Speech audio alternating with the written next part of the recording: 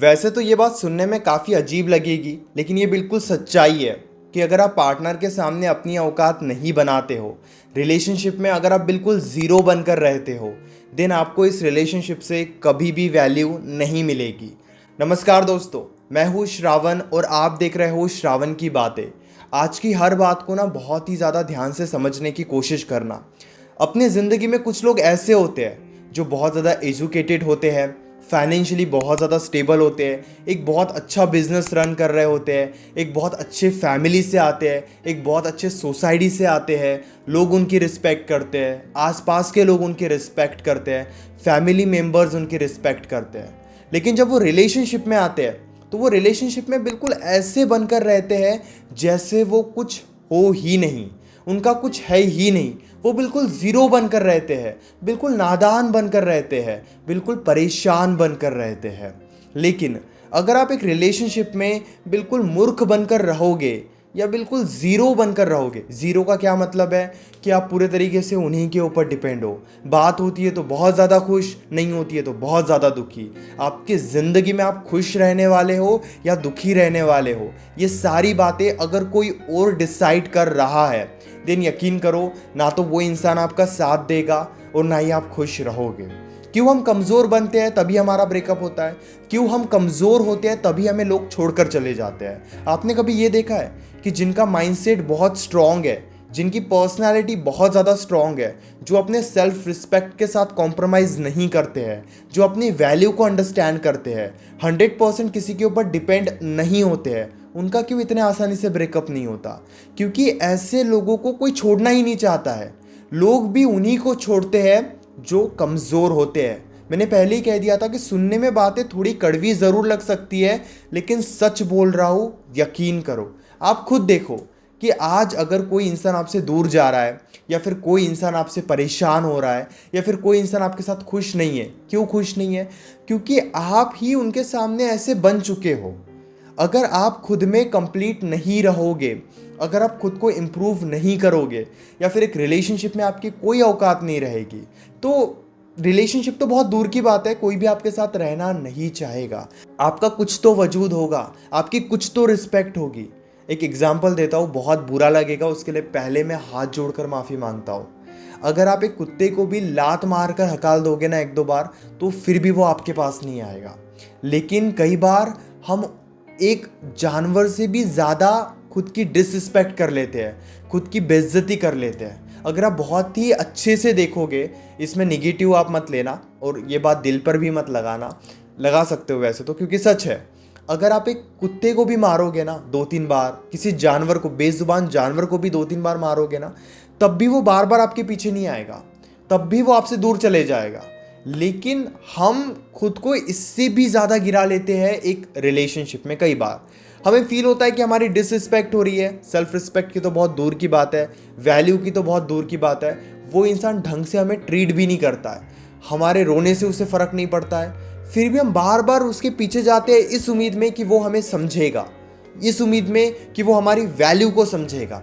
जब आप खुद अपनी वैल्यू को नहीं समझ रहे हो, जब आप खुद अपनी रिस्पेक्ट को नहीं समझ रहे हो, तो कोई और इंसान कैसे समझेगा? मान लीजिए, एक एग्जांपल देता हूँ, मैंने ये वॉच पहनी है। अगर मैं ये कहता हूँ कि ये वॉच 50-100 रुपये की होगी, आप ले लो। अब जब मैं खुद ही इस वॉच को 50-100 रुपये की कह रहा हूँ, तो आप 2000 रुपये तो दोगे नहीं। यानी कि इस वॉच की कीमत मैंने खुद से ही कम कर दी है, खुद से ही मैंने कह दिया कि ये वॉच 50 से 100 रुपये की है। अब हो सकता है ये वॉच अगर 4000 रुपये की भी है तो भी आप नहीं लोगे।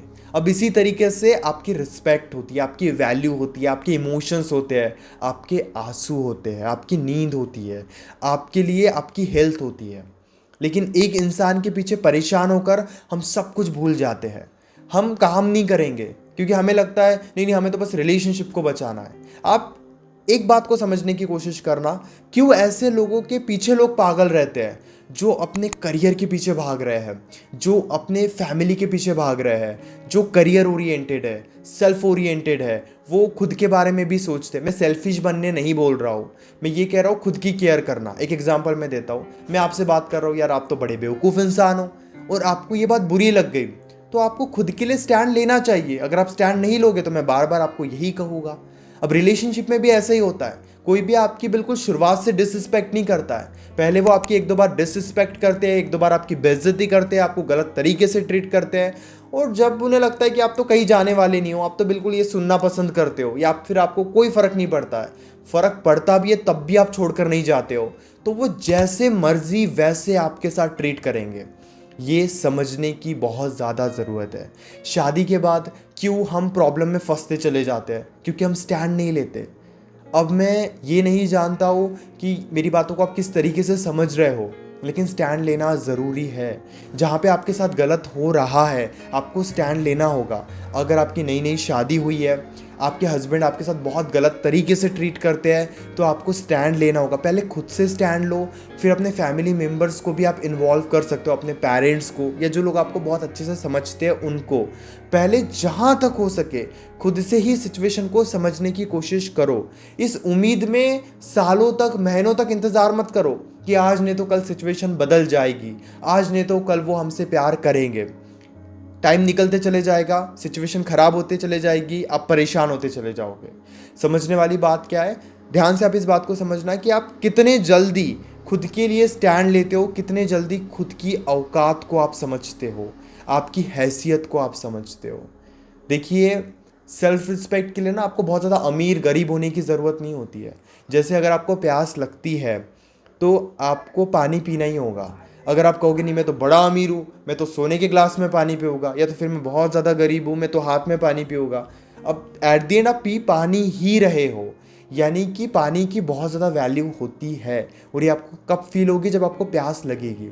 इसी तरीके से आपकी भी कुछ ना कुछ वैल्यू है। आप ये मत समझो कि मैं तो हाउस वाइफ हूँ, मेरी क्या वैल्यू हो सकती है, या फिर मैं तो एक लड़की हूँ, मेरी क्या वैल्यू हो सकती है, या तो फिर मैं एक लड़का हूँ, मैं जॉब नहीं करता, मैं बेरोज़गार हूँ, मेरी क्या वैल्यू हो सकती है। आप इंसान हो, आपकी वैल्यू है। आजकल तो लोग जानवरों की भी वैल्यू करते हैं, जो लोग समझदार होते हैं। तो आप तो फिर भी इंसान हो, आपके पास सोचने समझने की शक्ति है।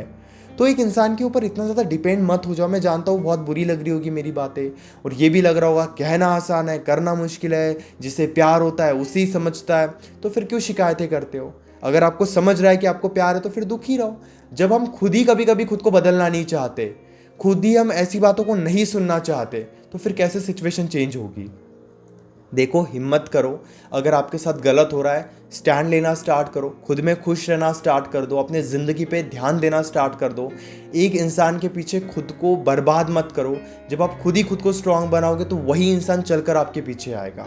लेकिन सब जगह पे अगर अच्छे हो, बिजनेस भी सही चल रहा है, फैमिली भी सही है, दोस्त भी सही है, लेकिन फिर भी यहाँ आकर दुखी रहना है, तो आपको थोड़ा स्टैंड लेना होगा। मैं जानता हूँ कि यहाँ पे अब आपको साइकोलॉजी को अंडरस्टैंड करना होगा कि आप कैसे खुद को स्ट्रांग बना सकते हो, लेकिन धीरे धीरे खुद को समझाओ, खुद को समझाना स्टार्ट करो कि मेरे साथ कहाँ कहाँ पे गलत हो रहा है, मेरे साथ कौन कौन गलत कर रहा है, और कैसे मैं इन चीज़ों को बदल सकता हूँ या फिर बदल सकती हूँ। ऐसा नहीं कि आप लड़के हो तो आप कमज़ोर हो, आप लड़की हो तो कमज़ोर हो।